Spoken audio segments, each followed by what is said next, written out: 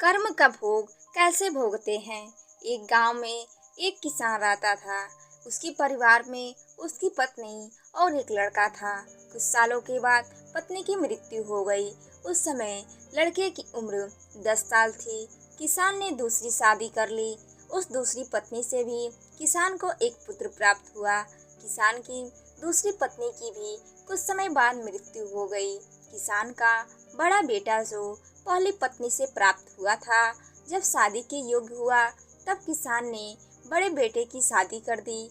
फिर किसान की भी कुछ समय बाद मृत्यु हो गई। किसान का छोटा बेटा जो दूसरी पत्नी से प्राप्त हुआ था और पहली पत्नी से प्राप्त बड़ा बेटा दोनों साथ साथ रहते थे। कुछ समय बाद किसान के छोटे लड़के की तबीयत खराब रहने लगी। बड़े भाई ने कुछ आसपास के वैद्यों से इलाज करवाया, पर कोई राहत ना मिली। छोटे भाई की दिन ब दिन तबीयत बिगड़ती जा रही थी और बहुत खर्च भी हो रहा था। एक दिन बड़े भाई ने अपनी पत्नी से सलाह की कि यदि ये छोटा भाई मर जाए तो हमें इसके इलाज के लिए पैसा खर्च ना करना पड़ेगा और जायदाद में आधा हिस्सा भी नहीं देना पड़ेगा। तब उसकी पत्नी ने कहा कि क्यों न किसी वैद्य से बात करके इसे जहर दे दिया जाए। किसी को पता भी ना चलेगा, किसी रिश्तेदारी में भी कोई शक ना करेगा कि बीमार था। बीमारी से मृत्यु हो गई। बड़े भाई ने ऐसा ही किया। एक वैद्य से बात की कि आप अपनी फीस बताओ, ऐसा करना, मेरे छोटे बीमार भाई को दवा के बहाने से जहर देना।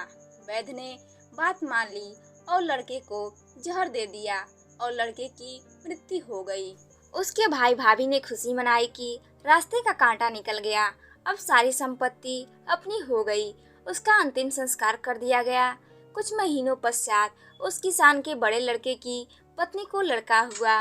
उन पति पत्नी ने खूब खुशी मनाई। बड़े ही लाड प्यार से लड़के की परवरिश की। कुछ ही गिने वर्षों में लड़का जवान हो गया। उन्होंने अपने लड़के की भी शादी कर दी। शादी के कुछ समय बाद अचानक लड़का बीमार रहने लगा। माँ बाप ने उसके इलाज के लिए बहुत वैद्यों से इलाज करवाया। जिसने जितना पैसा मांगा दिया, सब कुछ दिया ताकि लड़का ठीक हो जाए। अपने लड़के के इलाज में अपनी आधी संपत्ति तक बेच दी, पर लड़का बीमारी के कारण मरने की कगार पर आ गया। शरीर इतना ज्यादा कमजोर हो गया कि अस्थि पिंजर शेष रह गया था।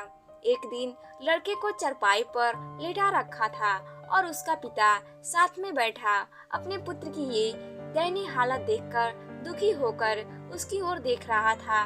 तभी लड़का अपने पिता से बोला कि भाई, अपना सब हिसाब हो गया, बस अब कफन और लकड़ी का हिसाब बाकी है, उसकी तैयारी कर लो। ये सुनकर उसके पिता ने सोचा कि लड़के का दिमाग भी काम नहीं कर रहा है बीमारी के कारण, और बोला, बेटा मैं तेरा बाप हूँ, भाई नहीं।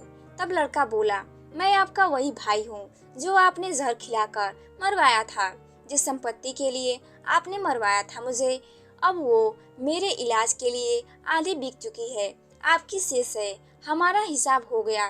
तब उसका पिता फुट फुट कर रोते हुए बोला कि मेरा तो कुल नाश हो गया, जो किया मेरे आगे आ गया, पर तेरी पत्नी का क्या दोष है जो इस बेचारी को जिंदा जलाया जाएगा।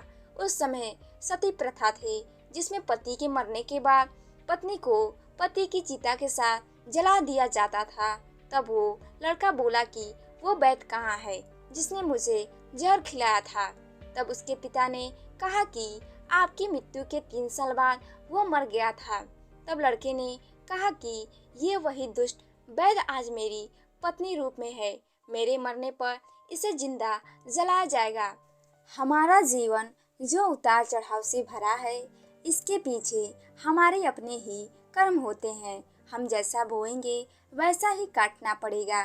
कर्म करो तो फल मिलता है, आज नहीं तो कल मिलता है। जितना गहरा अधिक हो कुआं, उतना मीठा जल मिलता है। जीवन के हर कठिन प्रश्न का जीवन से ही हल मिलता है। अगर आपको यह कहानी अच्छी लगी हो तो कमेंट बॉक्स में ज़रूर लिखें, और जो पहली बार देख रहे हैं वो हमारे चैनल को सब्सक्राइब ज़रूर करें। धन्यवाद।